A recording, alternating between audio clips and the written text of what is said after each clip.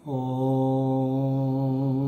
नमः शिवाय गुरवे सच्चिदानंदमूर्तये निष्प्रपंचाय शांताय निरालंबाय तेजसे।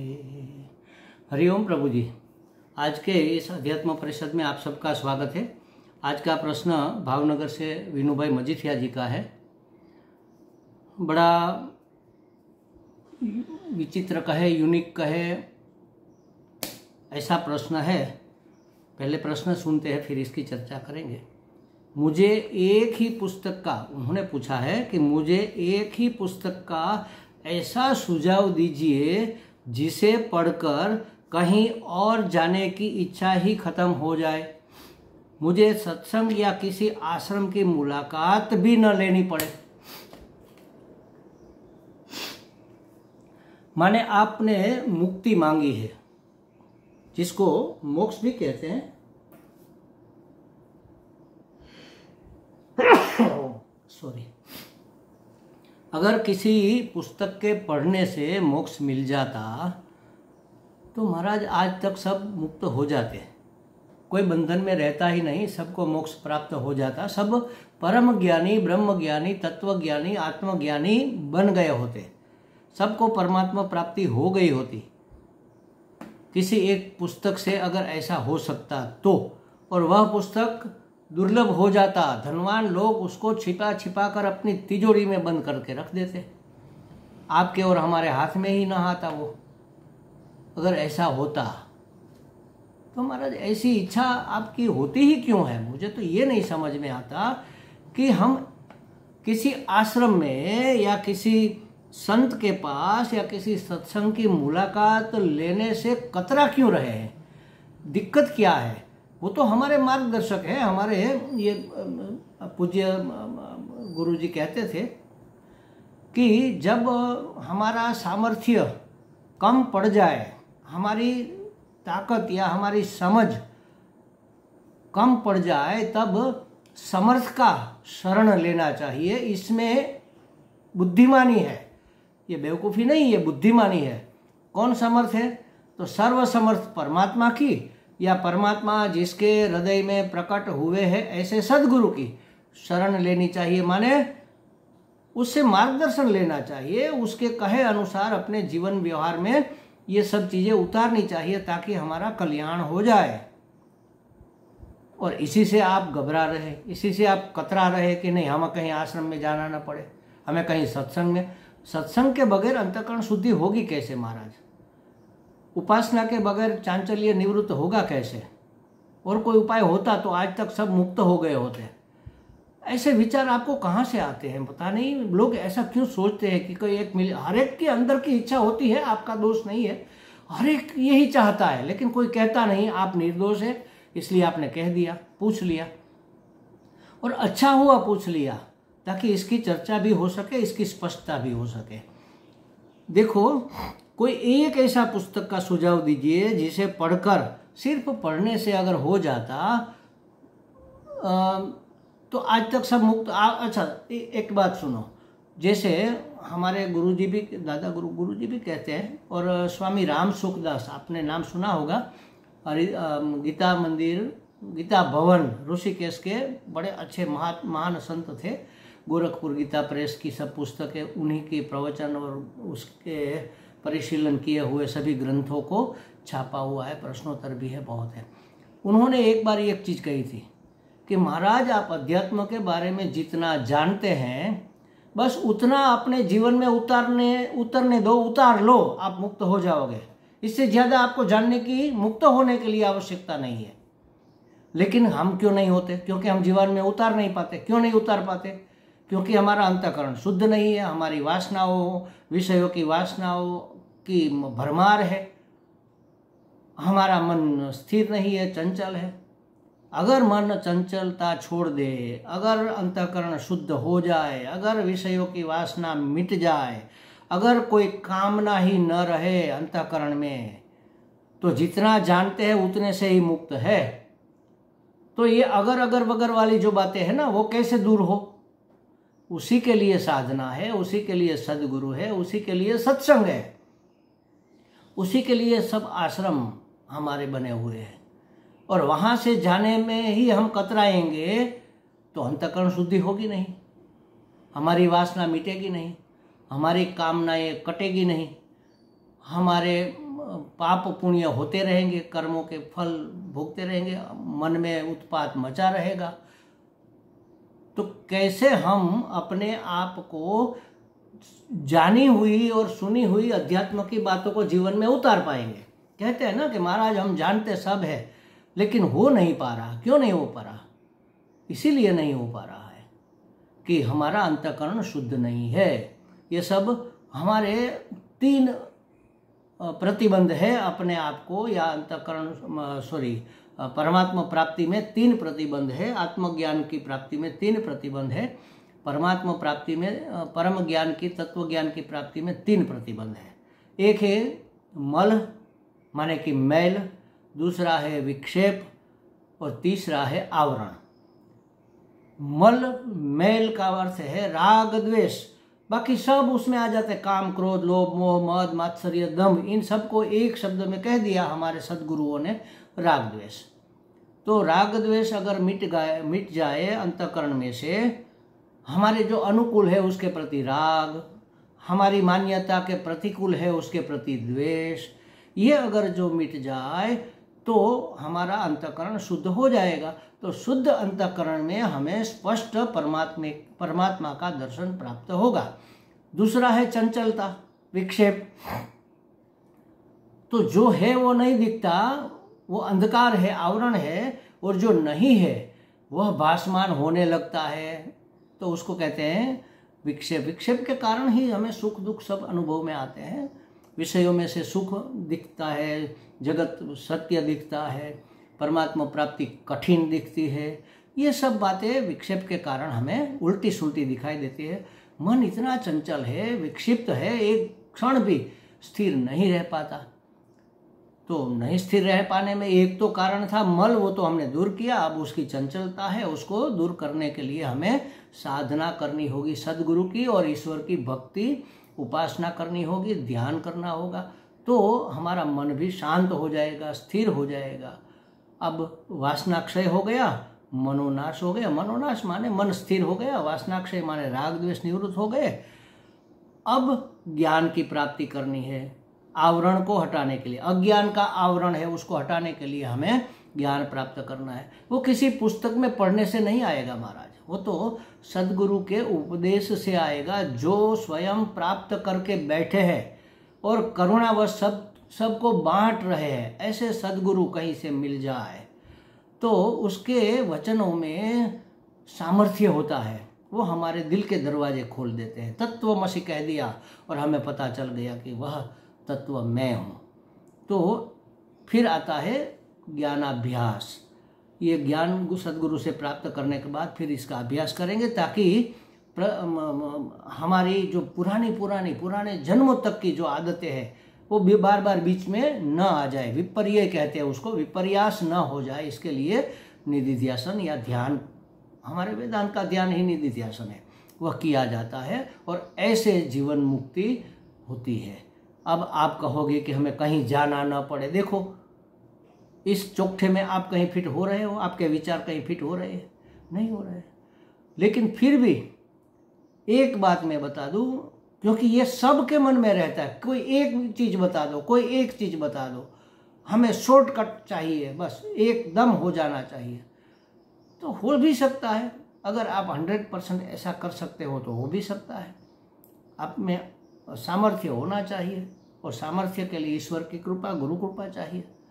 तो महाराज एक पुराण की कथा मैं आपको सुनाता हूँ, जिससे आपको पता चल जाएगा कि एक पुस्तक है भी ऐसा जो आपने मांगा है, ऐसा एक पुस्तक है भी।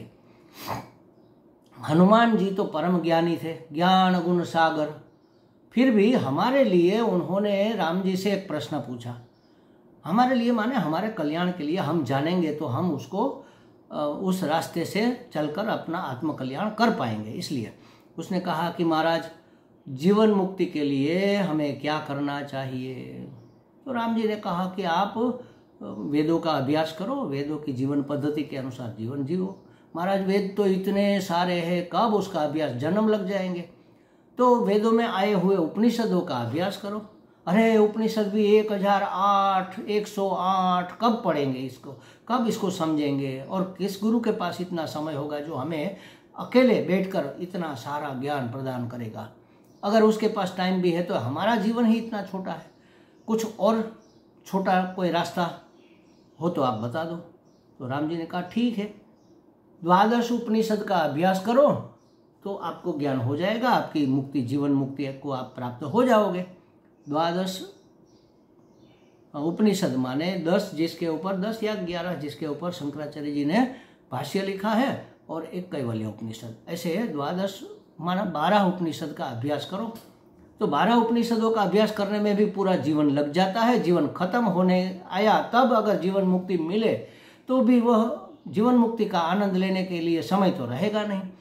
तो उससे अच्छा, उससे आसान, उससे शॉर्टकट अगर कोई है तो बताओ महाराज। तो राम जी ने अंत में कहा, मांडुक्य एको अलम, सुन लो आपके लिए है ये, मांडुक्य उपनिषद एक ही काफी है, पर्याप्त है, उससे ज्यादा आपकी जरूरत नहीं पड़ेगी। और पता है आपको मांडुक्य उपनिषद में कितने मंत्र हैं? सिर्फ 12 मंत्र। एक उपनिषद, उसमें भी सिर्फ 12 मंत्र अगर हमने पढ़ लिए, उसको समझ लिया तो जीवन मुक्ति हो जाएगी। तब तो कर लेते हैं, इसमें क्या जोर पड़ेगा, 10 मिनट का टाइम लगेगा, फट फट फट फट पढ़ लेंगे, और 10-15 मिनट या आधा घंटा उसका भाषांतर पढ़ने में, शब्द सह भाषांतर पढ़ लेंगे तो हम जीवन मुक्त हो जाएंगे। लेकिन उस मांडुक्य को समझने के लिए कितने पापड़ बेलने पड़ते हैं, इसका एक उदाहरण मैं आपको देता हूँ। इस 12 मंत्रों को समझाने के लिए हमारे दादा, परम गुरु कह लो, जो भी है, शंकराचार्य जी के भी दादा गुरु से गौड़पादाचार्य जी ने 300 के करीब, पूरी 300 तो नहीं, उससे थोड़े कम है, 300 के करीब कारिकाएं लिखी है, श्लोक लिखे हैं उसको समझाने के लिए। और उस श्लोक को समझाने के लिए महात्माओं ने अनेक विभाग में ग्रंथ लिखे हैं। एक उदाहरण मैं आपको देता हूँ। ये कारिका सहित मांडुक्य का प्रवचन स्वामी अखंडानंद जी महाराज ने किया है। 800 पन्ने का, इतने मोटे 4 भाग में उसका विवरण किया है। देख लो, इस 12 मंत्रों को करीब 2000 पन्नों में अखंडानंद जी महाराज ने समझाया है। अगर उसका शब्द सह अभ्यास हम कर ले, बिल्कुल शांति से बैठकर, तो भी हम मांडुक्य को पूरी तरह से नहीं समझ पाएंगे। वो तो उसने किया। उसी तरह काशिकानंद जी, स्वामी काशिक पूज्य, परम पूज्य स्वामी काशिकानंद जी ने भी किया है, महेश्वरानंद जी ने भी किया है, बड़े बड़े कई महात्मा ने, हमारे सदगुरु जी ने पूरा पढ़ाया है। ये कैंप में 10-10 दिन का या क्लास में बहुत लंबा चला है। हमने भी पढ़ा है, मांडुक्य उपनिषद कारिका के साथ पढ़ा है। वर्षों लग जाते हैं महाराज इतना समझने में, पढ़ने में, फिर भी कुछ न कुछ कमी रह ही जाती है। एक ही अगर आपको पढ़ना है तो आप कहीं से मांडुक्य उपनिषद ढूंढ लो, आपको लगेगा कि अरे बात तो समझ में आ गई। अगर समझ में आ गई होगी तो आप मुक्त हो जाओगे, बस ये उसका मेजरमेंट है। अगर आपको मुक्ति मिल गई, अगर आपको मोक्ष मिल गया, अगर आप जीवन मुक्त हो गए, अखंड एक रस आनंद में अवस्थित हो गए, तो समझना कि आपको मांडुक्य समझ में आ गया। अगर अखंड एक रस आनंद में अवस्थिति नहीं हुई, अभी भी दुख या प्रतिकूल परिस्थिति विक्षिप्त करती है, मान सम्मान हमें फुला देते हैं, अपमान हमें सिकुड़ा देते हैं, तो समझ लेना कि हमें उपनिषद समझ में नहीं आया, हमें ज्ञान नहीं हुआ। अब मैंने आपके कहे अनुसार एक पुस्तक बता दी, मांडुक्य उपनिषद, हिंदी में भी है, गुजराती में भी है, कई जगह आपको मिल जाएगा। आपको चाहिए तो मैं भी आपको प्रोवाइड कर सकता हूँ, आपको प्राप्त करा सकता हूँ, मुझे बता दीजिएगा। अगली बार जब 1 सितंबर को हम भावनगर आएंगे तो आपके लिए लेकर आएंगे, अगर आप बताएंगे तो। लेकिन ऐसे समझ में आने वाला यह उपनिषद नहीं है। इसको समझने के लिए सबसे पहले आपको मल विक्षेप का निवारण करना पड़ेगा। इसके बाद इसको समझते हुए सदगुरु के मुख से से आवरण का निवारण होगा। फिर उसको दृढ़ करने के लिए बहुत लंबे समय तक निधिध्यासन करना पड़ेगा। जन्मों के संस्कार है, उसको निकालने में थोड़ा परिश्रम तो लगेगा ही, लेकिन सिर्फ अपने पुरुषार्थ से कुछ होने वाला नहीं है। पुरुषार्थ तो अधिक से अधिक करना पड़ेगा, लेकिन होगा कृपा से, सदगुरु की कृपा से होगा, ईश्वर की कृपा से होगा। तो इसकी भी आवश्यकता रहेगी। अब आप कहोगे कि आश्रम में नहीं जाएंगे, सत्संग में नहीं जाएंगे, तो बात तो अधूरी रह जाएगी प्रभु जी। जन्मों लग जाएंगे इस स्थान तक पहुंचते पहुंचते, ये बातें समझ में आते आते। तो अपने दिमाग से ऐसे विचार निकाल दो कि हमें कहीं जाना ना पड़े, हमें सत्संग में जाना ना पड़े, हमें किसी आश्रम का, किसी सदगुरु का सहारा लेना ना पड़े, एक पुस्तक पढ़कर हम मुक्त हो जाए। नहीं हुआ जा सकता महाराज। अच्छा, एक उदाहरण आपका ही ले ले। आप संगीतकार हैं, कहीं संगीत के पुस्तक है, मैं एक पुस्तक ले लूं और उसको पढ़ पढ़ कर क्या मैं संगीतकार हो जाऊंगा? क्यों नहीं हो जाऊंगा? उसमें तो सब लिखा है, इसको मिड कहते हैं, इसको स्वर कहते हैं, इसको ये कहते हैं, इसको स्केल कहते हैं, सब उसमें लिखा होता है। तो उस तरह से मैं पढ़ूंगा और प्रैक्टिस करूंगा तो हो जाऊंगा क्या? एक बार पढ़ लिया हमने, पूरा रट लिया, अब करने बैठ गए तो हो जाएगा क्या? अच्छा, तरण विद्या, तैरने की, समुद्र में, पानी में, नदी में, तालाब में अगर हमें तैरना है तो कैसे तैरा जाता है, उसके ऊपर हमने पुस्तक पढ़ी और टेरेस में जाकर हमने एक चद्दर बिछाकर उसके ऊपर पूरा प्रैक्टिस भी कर लिया कि ऐसे ऐसे हाथ हिलाते हैं, ऐसे ऐसे पग हिलाते हैं, ऐसे मुंह थोड़ा ऊंचा रखते हैं और ऐसे सांस भरते हैं। बहुत प्रैक्टिस कर लिया, बहुत कर लिया। रात को नींद से उठाकर पूछो तो भी हम फट फट फट बता देंगे। क्या हमें तैरना आ जाएगा? नहीं आएगा महाराज। अगर हम नदी में या तालाब में कूदेंगे तो डूब मरेंगे। तो ये सब ऐसी बातें हैं, जैसे संगीत सीखना, जैसे तैरने सीखना, ये तो अपरा विद्या है। ये भी अगर हमें ठीक से जीवन में हम इसको नहीं उतार पाते बिना प्रैक्टिस के, तो आध्यात्मिक साधना किए बगैर आप परम को प्राप्त कैसे होगे? तो ऐसा विचार करना मेरे हिसाब से तो ठीक नहीं है महाराज। थोड़ा अपने आप को समझाओ, अपने आप को उदार करो। और ये अहंकार ही तो बीच में आता है हमारे ज्ञान के, कि हम किसी के आश्रय क्यों जाए, हम किसी आश्रम में क्यों जाए, हम किसी सत्संग में, किसी सदगुरु की शरण में क्यों जाए। बस ये अहंकार ही बीच में आता है। अहंकार मिटा दो, बस अहंकार अगर मिट गया, मिटता तो नहीं है लेकिन रूपांतरित होता है। तो अहंकार अगर बदल गया या मिट गया, समझ लो, जिसको सिंपल भाषा में मिट गया कहते हैं, तब तो आप मुक्त हो जाओगे। लेकिन इसको बचाए रखकर फिर आप कहोगे कि हमें मुक्त होना है, तो कैसे होगा? ये तो दिन रात जैसी विरुद्ध बात हो गई। तो ये तो हो नहीं पाएगा ना। आप कहोगे कि हम मुंह खोलेंगे नहीं और हमारा पेट भर जाए, तो हो नहीं सकता ना, ये कभी नहीं हो सकता। मुंह तो खोलना पड़ेगा, चबाना पड़ेगा, कोर उठाकर मुंह में डालना पड़ेगा, तभी पेट भरेगा। नहीं, हम ऐसे मुंह नहीं खोलेंगे और हमारा पेट भर जाए, कैसे भरेगा? यहाँ से छेद करके नली डाल के डाल दिया, पेट तो भर जाएगा, संतोष थोड़ी ही होगा।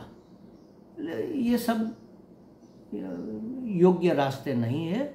साधना करो और अपने अहंकार को थोड़ा नम्र बनाओ, थोड़ा गलाओ, भगवान की शरण में जाओ, सदगुरु की शरण में जाओ, सत्संग की शरण में जाओ, शास्त्र की शरण में जाओ। शरण में जाओ माने उसको नम्रता से स्वीकार करो, बस। शरण में जाना और कुछ नहीं है, आपको गुलाम नहीं हो जाना है उसका। हमारे यहाँ गुलामी का कोई कॉन्सेप्ट है ही नहीं महाराज। शरण का मतलब गुलामी नहीं है। शरण का मतलब है हमने आपको स्वीकार किया, आपकी बातों को स्वीकार किया, ऐसा हम जीवन में ढालने का प्रयत्न करेंगे, इसी का नाम शरण है। तो तब ये बातें सिद्ध हो सकती है। फिर भी अगर आपको एक पुस्तक करना है तो कहीं से ढूंढ कर मांडुक्य पढ़ लो, फिर देख लो कितनी बातें समझ में आती हैं। हमें लगता है काफ़ी चर्चा हो गई है, विनू भाई जी को कुछ स्पष्टता भी हो गई होगी। हरि ओम।